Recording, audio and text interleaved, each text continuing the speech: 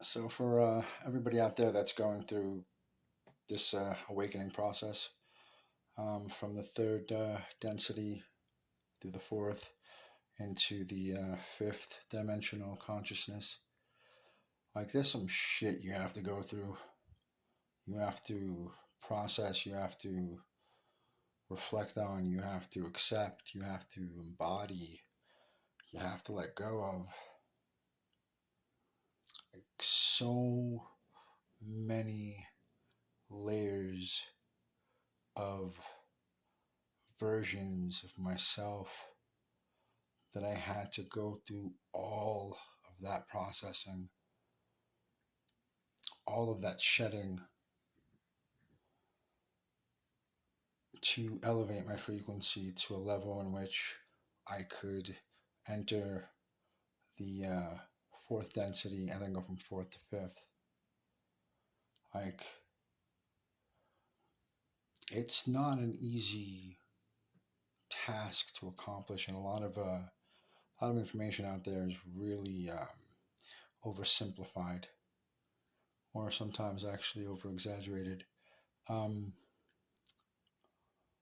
And then on top of that, as if going through all that wasn't enough, you have to then go through 100 other things at the same time, because depending upon the potential that you have within yourself to attain the level of frequency that you're able to, you're not necessarily guaranteed to hit that highest level that you could. And more often than not, most people won't even make it even close to their highest frequency level, let alone hit it and stay in it. Let me give you an example of some of the crazy shit like I have to do. So, first part of my life, first half of my life, I did not believe in anything having to do with witchcraft or spiritual attacks, anything to do with organized religion or anything like that. I then went through an event, pretty massive event, that triggered, in essence, an initiation into this spiritual awakening.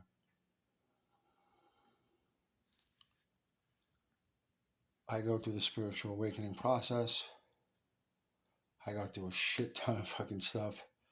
And whenever I was tasked by God to do something, express something, divulge something, be the initiator of something, um, go communicate something to somebody, I had to do it without fail.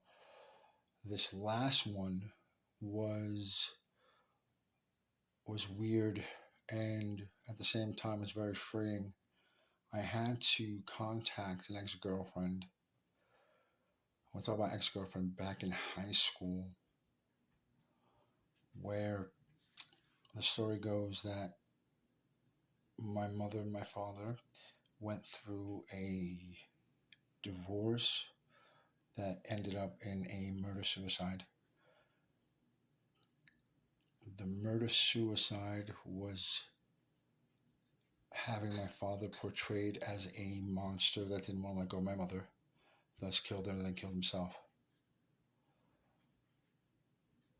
My girlfriend at the time, or actually we had just broken up, um, her brother dies in his sleep, in his bed. I believe it was around Christmas time. I could be wrong. My parents passed away in October, so we're talking about 2.5 months difference in both their passings, which is quite ironically weird. First off, and I don't believe in coincidences. So obviously at the time I don't think anything of it.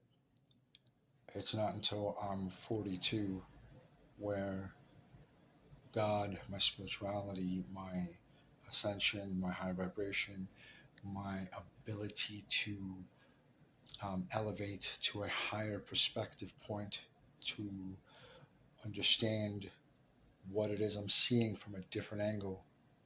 And I get clearly shown that my parents hadn't been what they were portrayed to be, meaning my father wasn't the monster and my mother wasn't the victim. In fact, it was the other way around. My mother was the monster and my father was the savior. Even though he did what he did, what the truth was is that my mother was actually setting me up for sacrifice. And what was supposed to happen was I was supposed to be the one sacrificed by my father's hands because I was the one that was kidnapped for the week before that led to my mother's death.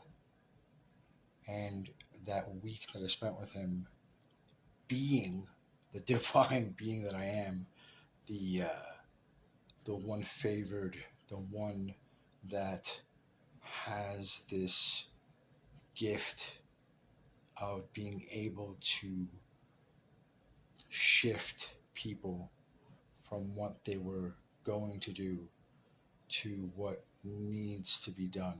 Again, unbeknownst to me, I'm doing this, but this is what I was doing. I spoke to my father for that week.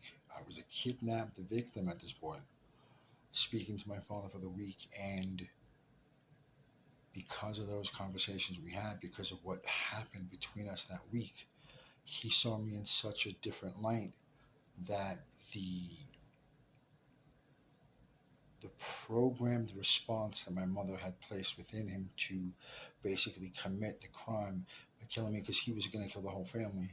That was his mission statement as young as I can remember. So, but the thing was, my mother had set it up that I would be the first, and upon my demise, they'd contact the police and get him thrown in jail, and two for one. So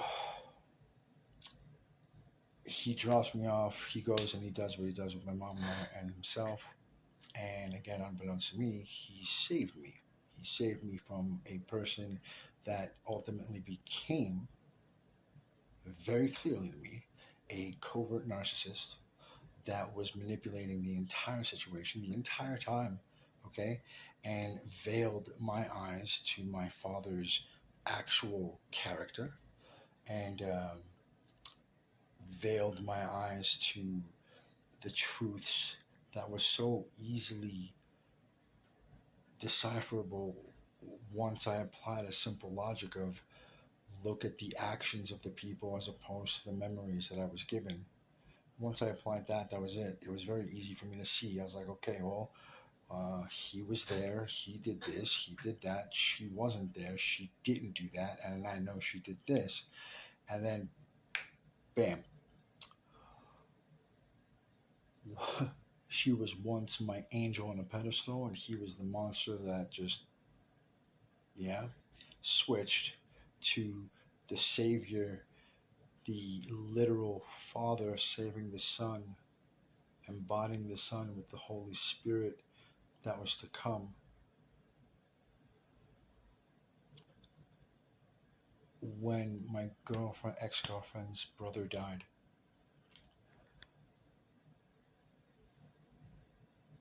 first of all, it was weird in of itself. But at the same time that my parents were going through that I got kidnapped, and I had broken up with my girlfriend Katie. All this shit was going on that didn't make sense at the time. It's so clear now that there were very clear markers of fuckery being done.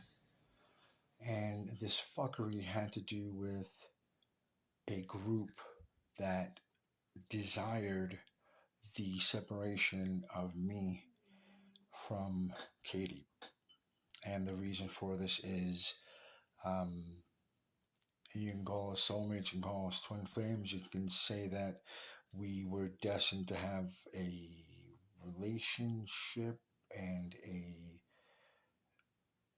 aspect of creating something that's supposed to be extremely impactful. At least that's what I've been told. So, moving on.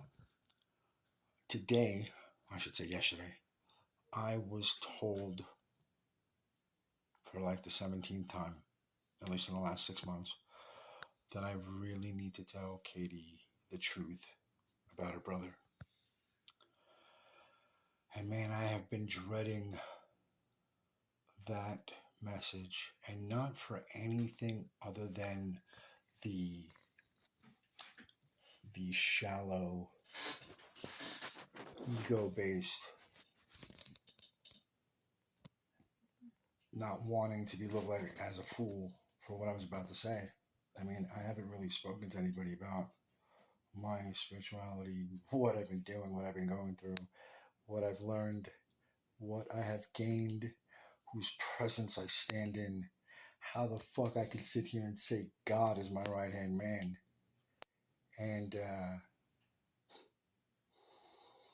so now I'm trying to figure out, how do I go about telling this woman whose father is a pastor, whose mother is the head of neurology, father's also in medicine, educated, high status people, that her mother is a witch and her brother was killed as a karmic debt to what her mother tried to do to me with my mother. My mother and her mother either grouped together after the fact of Katie and I getting together, and I'm pretty sure it was my mother that figured it out first, but I could be wrong. I know I introduced her, my girlfriend, to my mother first before I was introduced to Katie's mother. So I'm pretty sure my mother figured it out first, because my mother treated Katie in a way that she never treated anybody else.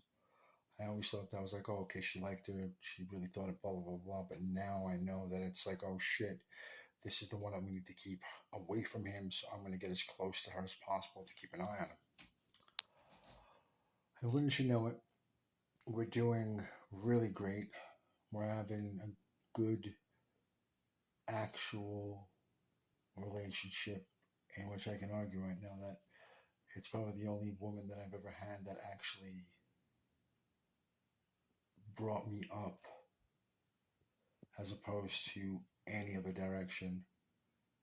I mean, inspired me and made me want to be better, made me see a an attainable aspect of my life that I didn't see before. And here I am writing the message. Your brother didn't just pass away coincidentally.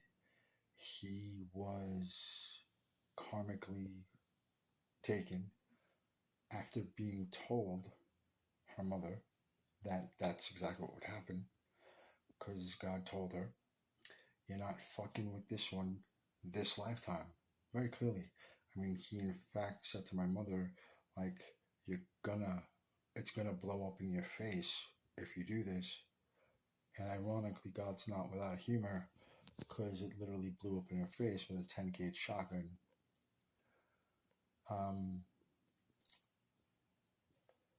Look, it is what it is. The truth is the truth, and I'm not gonna sugarcoat the shit. I mean, I love my mother. She gave me life. I'm here because of her, at least 50%. So I respect and love her for that, and I always will. But the bitch wanted me dead so she can steal my energy. That's the fucking truth. It sucks. Okay? I had to lose both my parents because she was that fucked. So, Katie, your brother, your mother, I don't even know. I haven't seen you, spoken to you in fucking, I don't even know how many decades. And here I am, out of the blue, hitting you up with a message, and I am messaging you about your brother. May he rest in peace. And to be honest, the only reason I pushed myself through it was because of him. Was because fuck what may happen as far as how you take this information. Fuck how anybody else around you might make me out to be fucking crazy. I don't give a flying shit. But what I do care about is that he asked me get him justice. And I did exactly what I was told to do.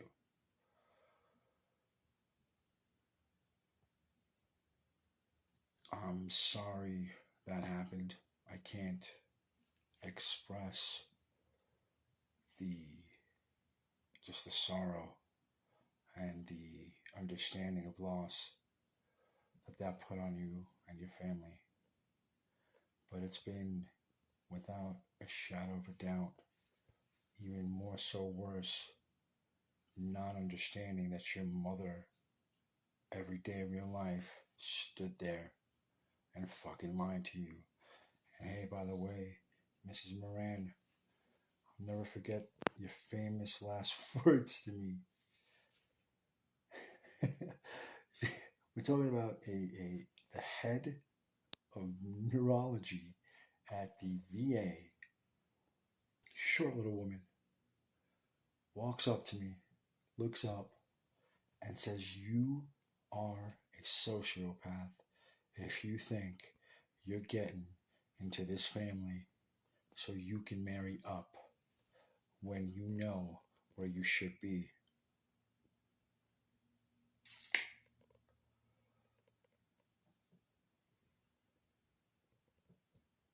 I'll never forget those words ever. She told them to me right in the kitchen, just right to my face.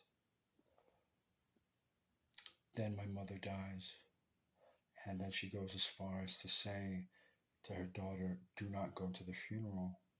If you go to the funeral, you guys are gonna get back together again under this horrific event. He's gonna use it as a means to get back to you. Bitch, I already had another girlfriend." She should have came out of respect for my mother, just like I came to your house out of respect for your son. And again, I doubt that you told anybody in the house that I came by, but I'll never forget knocking on the door and you opening it and me just wanting to rip into you so fucking bad for what you said to me and how you treated me. And I couldn't get myself to do it because I felt bad for you and your family for having lost your son. So I said, I came by to give my condolences and I'm sorry for your loss. I know you don't want anything to do with me and Katie, and I'm not coming in, but I still wanted to come by and pay my respects. Please let everybody know that I came by. And she didn't say anything. She just basically stood there, closed the door, and then I walked away.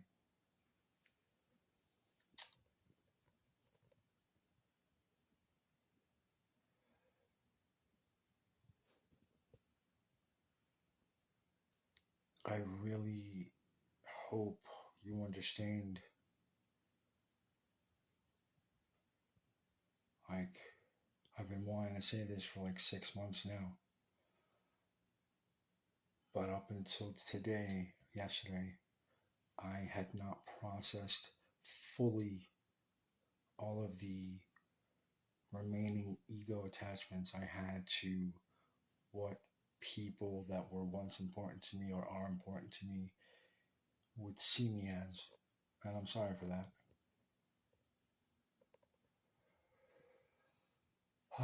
It was a load off my chest, finally getting it out there. I don't know what the hell you're going to do. I don't know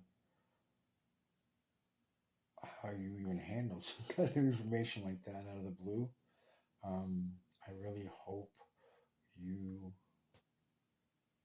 did what I asked you to do and ask God. Because trust me, He will tell you. I guarantee it. And the irony doesn't, oh my God. Anyway, it's just ironic how this woman, your mother, assumed that I would amount to nothing. I would amount to this or that, and that I'd be using you as a status bumper when, truth be told, I've been bumping fucking with God. And I would love to talk to your father about this shit too. Oh man. Um, yeah. I hope you're doing okay, and congratulations on your career. Ironically, you're in the therapy and coaching and um, what was it else you were doing? You were doing the trauma and for LGBTQ and just all those exact fields that I would have found myself going into had I not taken this path. Um, I hope you reach out. I hope you understand where I'm coming from with having to do this. I had to. I had no other choice. I'm glad I did it. And I hope good comes from this. I mean, I know it will, because God wouldn't have put me in this situation. But there is free will, and you have the free will to do what you want. So I hope you are in a mindset of openness and the possibility of just pondering the notion that your mother is not a good person. Not only that, she has been attacking me directly since we've left each other to keep me in this lower vibrational state so we would not communicate again. Not only her, I've had groups and groups and groups of people. My sister has been trying to tear my ass up. Oh my God. But 3 days ago, I was able to come into my own power, and I've been able to, with the help of obviously my angels that have been protecting me since day one, thank you. Um, I've been able to take control of my own spiritual authority, and yeah, I am currently operating at a 5D, which I should say is really quite vast, if that's even a good way to describe it. Um, my idea of perspective is greatly shifted, and it's an incredible sensation. Also, if I'm feeling what I'm feeling vibrationally down my spine and by my hip bone and my tailbone, then so are you. So if you've been feeling vibrational energies escalating, de-escalating, from your spine back, if you've been feeling muscle twitches, any form of, feeling run down, feeling sick, feeling highs, feeling lows, feeling hyper emotional, crying out of the blue, um, hearing any music being played in your ears, anything like that, that is all symptomatic of twin flames and their connection with each other. So, yeah, um, thank you, and I hope this finds you well. And to everybody else, that's what I had to go through yesterday just to let go of that sliver of ego attached past energy, or else I would not have been able to cross into the fifth completely like I did. And that, like I said, was just a fraction of what I had to let go. I have, yeah, it is absolutely stunningly amazing how these last 4.5, 5 years have just transformed me, have renewed me, have shown me a sense of confidence that, how the fuck can you not say, like, incredible when you have God, fucking God, protecting you. And, oh, I know this is going to piss off a bunch of bitches. to any family that may see this, that have this strong, organized religious response to the way I might talk and how I present shit. Um,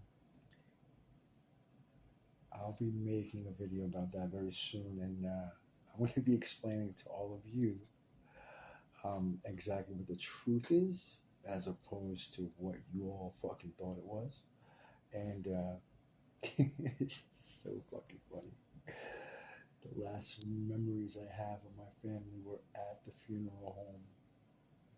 A fucking few dozen fucking family members on my mother's side looking at me like I'm a goddamn monster. I'm some fucking crazy asshole for having done what I did out of love for my father.